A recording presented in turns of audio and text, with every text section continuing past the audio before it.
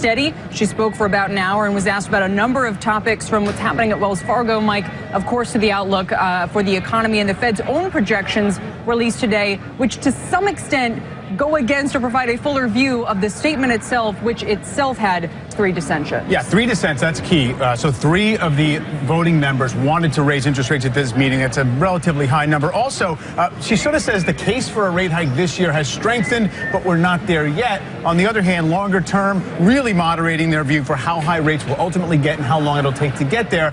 Really modest expectations for long-term GDP growth for the U.S. And I should say, welcome to the closing bell now, everybody. This is Mike. I'm Kelly.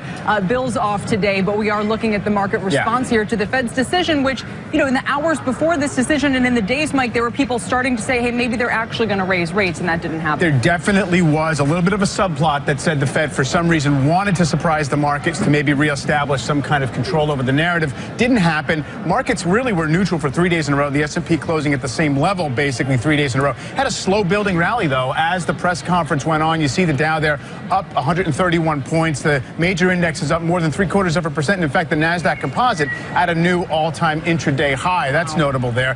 The dollar, U.S. dollar index did back off initially when we didn't get any surprise on the announcement. Still lower. That's allowing emerging market stocks to rally in the ETF form. So it seems as if it's generally a buy everything response, at least modestly so. And then gold is another one. When you have the dollar down and you have this idea that the Fed's going to be sidelined for at least a few more months, you have gold rallying there more than 1%. And then treasuries, kind of a mild response here as well. Short-term treasuries just kind of cinching up the outlook in the 2-year note for that likely move in December. 10-year sticking right around that 1.7 mark. No talk of pegging the yield on our 10-year, but that did come out of the Bank of Japan overnight. Maybe we'll get to that in a moment. There you go. So Japan and Germany have 10-year yields at 0. We have a huge premium to that still, but just kind of holding there. Now, let's get some more reaction on today's decision from our post-Fed meeting panel. Joining us today, we have Dorothy Weaver of Collins Capital, David Zervos of Jefferies, Stephen Sarge Guilfoyle from Stuart Franco right here, and our own Rick Santelli, of course. David, maybe we could start with you. Could you put today's decision and statement in the context of where you think the Fed is in terms of achieving this very, very slow tightening effort that they have underway right now? Yeah, good afternoon, everyone. I think the storyline for me in reading the text of the statement as well as looking at the SEP forecast is there were significant cuts to their forecast for the Fed funds rate going out in 17, 18, and now we do get a look at 19 for the first time, but 50 basis point cuts across the board there in 17 and 18. The Fed keeps slashing its equilibrium rate forecast, or its terminal Fed funds rate forecast. It's got slow growth, it's got low rates, it's got a labor market which it sees as still containing slack, and being able to bring people back into that seems to be Janet Yellen's #1 goal. So she's in no hurry, and she actually said that she just thought current policy was modestly accommodative. A sub 50 basis points funds rate is modestly accommodative. So that's not very accommodative or crazy accommodative or anything like you hear from many of the commentators out there. So I think that tells you a lot about where the Fed's thoughts are.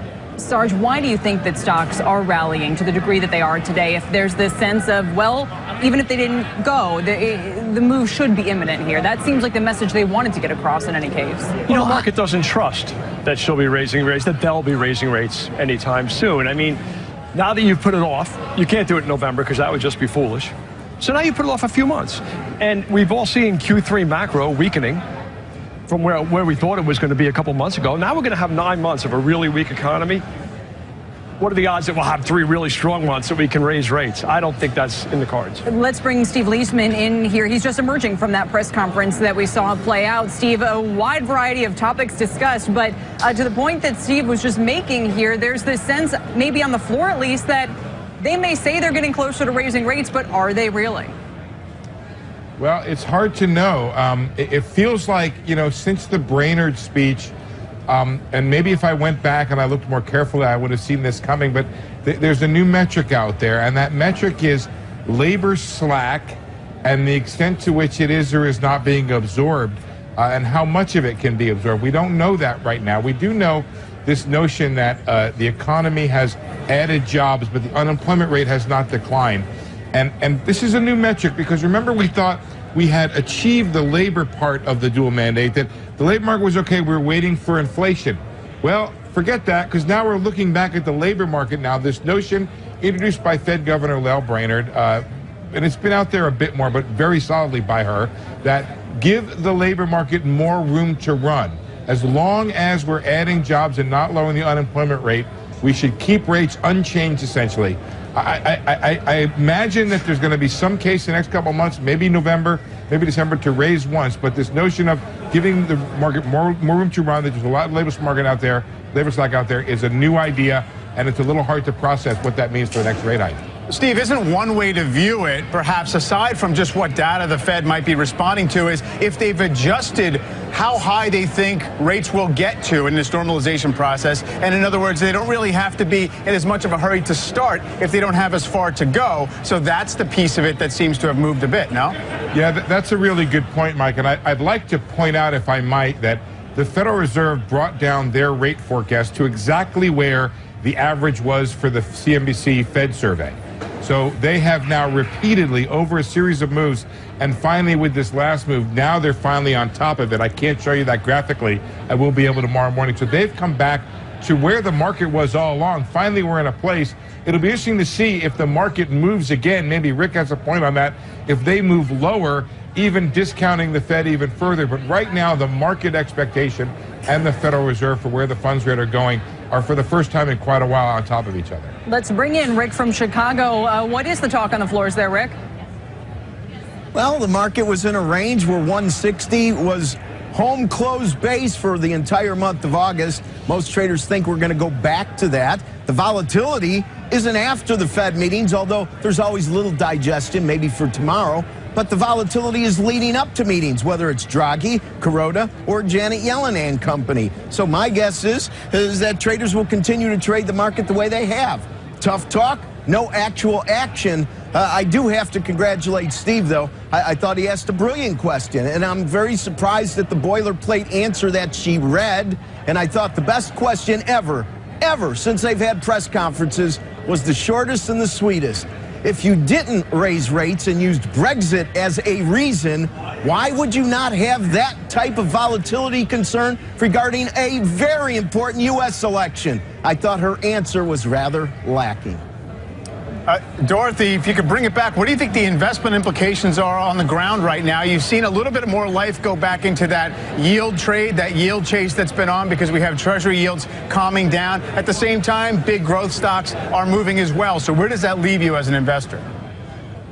I think investors are desperately just looking for anywhere that they can make money. And clearly she reinforced, and the investment community knows we're in a very, very, very slow growth environment, and we're not going to be able to count on growth to give us our opportunities. So I think it's not going to dramatically change where people are, but it continues the need to try to find things that are non-correlated to the traditional trades.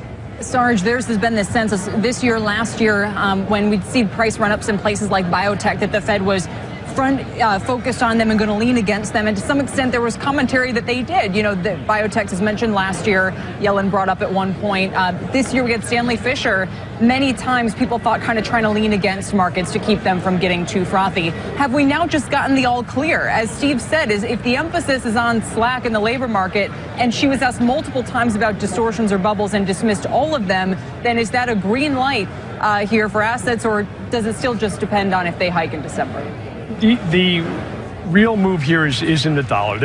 The dollar is a little bit lower. We're seeing the better move, like Mike said, in gold, in materials, in energy.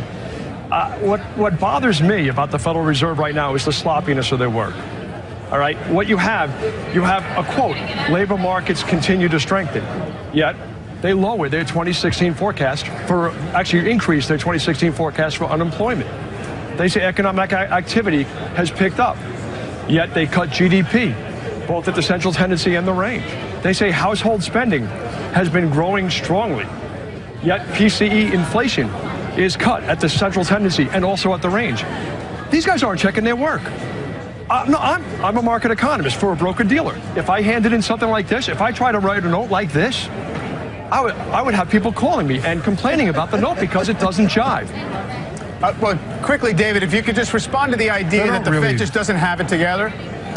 Yeah, look, I'm not a big fan of people who run around just criticizing the Fed. I mean, our job isn't really to criticize because who really cares what any of us think? I think it's more of what we think they're going to do. And that's what I spend my time doing. So that's a horrible approach to life. Give me a break. I know people are going to disagree with me for that. But more important than sitting here telling the Fed what they should be doing, let's spend our time thinking about what they really are going to do. And that's what's going to help investors and our clients at Jefferies figure out how to make some money, because it really doesn't matter. We got to go. Boil it down for us. What do you think they're going to do here? I agree with Dave. I'm glad somebody agrees with me. Thank you very much. I think we'd all be better served. Is the message. We'd all be better served keeping our opinions to ourselves and talking more about trying to help out viewers. David Zervos, we're giving you the last word, sir. Then what is your forecast? We got to go. Kelly, it's great to hear from you. We are really focused on the weaker dollar trade. We think everything's lining up that way since April, since the détente agreement between the big central banks, and Janet just basically gave that trade a bigger green light. We like the EM the most. I think that's one thing you all agree on. Thank you so much, everybody, for joining us here in the wake of this meeting and press conference. Really appreciate it. Thanks. 20 minutes left to go in this session, and the dollar is down 0.5 point today, but markets are up. The Dow's up 150 now. That's a session high. The Nasdaq at these levels continues, I think, to be an all-time intraday high. Yes, it is, absolutely. And the S&P's up 22. When we come back, we'll discuss the plight of financial stocks in the wake of the Fed's decision, and whether now it's a good time to load them into your portfolio. And Jim Grant of the influential newsletter bearing his name will be here with his reaction to Janet Yellen's comments. You're watching CNBC, First in Business Worldwide.